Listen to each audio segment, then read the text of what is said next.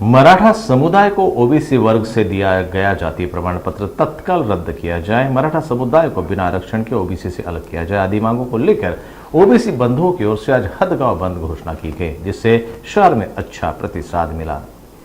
मराठा समुदाय को दिए जा रहे कुणबी प्रमाण पत्र को तत्काल रद्द करने की मांग को लेकर ओबीसी कार्यकर्ता दत्ता अनंतवार 21 जुलाई से हदगांव तालुका के मौजे कवाना गांव में आमरण अनशन पर बैठे हैं। आज अनशन का 11वां दिन है और दत्ता अनंतवार की तबीयत बिगड़ गई है।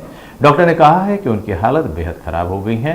उनका अनशन ओबीसी समुदाय के लोगों के अधिकारों की रक्षा के लिए है और सरकार को इस मुद्दे पर उनकी मांग पर तुरंत ध्यान देना चाहिए। इसके लिए आज सभी ओबीसी बंधुओं द्वारा हदगांव शहर बंद रखा गया। आम्हाला खरं तर सर्व ओबीसी समाजाला एकतर एक उठून सर्वांनी एक राहणं आवश्यक आहे।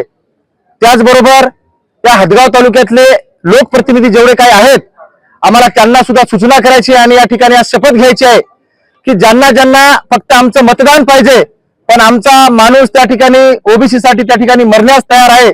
शेवटचा क्षण त्या माणसाचा चालू असताना सुद्धा यांना अजूनही जाग आलेली नाही, पण आम्ही या सर्वच लोकांना येणाऱ्या निवडणुकीमध्ये यांना यांची जागा दाखवून देऊ। त्याचबरोबर मी पोलीस प्रशासनाचा सुद्धा मनातून आभार मानेल की काही सर्किट डोक्याच्या लोकांनी काल आमचं आंदोलन बंद पाडण्याचा प्रयत्न केला होता, त्या लोकांना त्यांनी अटक केली आणि हा आंदोलन या ठिकाणी चांगल्या पद्धतीने कसं होईल याच्यासाठी त्यांनी प्रयत्न केले। आज या ठिकाणी दत्तात्रय अनंतवार यांचं गेल्या 9 दिवसापासून आमरण उपोषणाला बसलेले आहेत, पण त्यांची साधी दखल सुद्धा आजपर्यंत घेतली नाही। परंतु आमचं शासनाला एवढंच म्हणणं आहे की दत्तात्रय अनंतवार यांची तात्काळ त्यांच्या जे काही मागण्या असतील त्या मागण्या मान्य कराव्या, त्यांची आज शासनाने दखल घ्यावी आणि त्याचबरोबर बीपी मंडल आयोगाच्या सर्वेक्षणामध्ये त्या बीपी मंडल आयोगाचं सर्वेक्षण असं आहे की ज्या समाजाची शैक्षणिक स्थिती, ज्या समाजाची सामाजिक स्थिती, ज्या समाजाची आर्थिक स्थिती चांगली आहे अशा समाजाला आरक्षण देता येत नाही असा बीपी मंडल समाजाचा आयोग आहे। आणि शासनाने ज्या 1967 पूर्वीच्या निजामकालीन नोंदी शोधून 55 लाख नोंदी कुणबी याच्यामध्ये टाकून जातीचे प्रमाणपत्र इश्यू करण्यात आले, ते प्रमाणपत्र तात्काळ रद्द करण्यात यावे एवढी आमची मागणी आहे।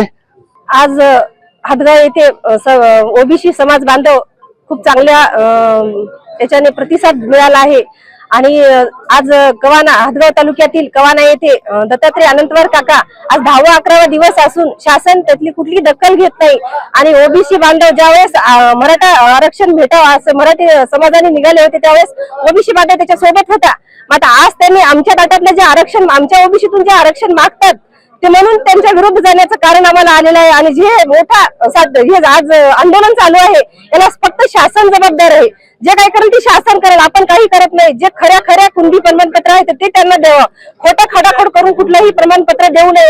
आम्ही पण महिला आहोत, आम्हाला पण आरक्षण फक्त सांगण्यापुरतं आहे।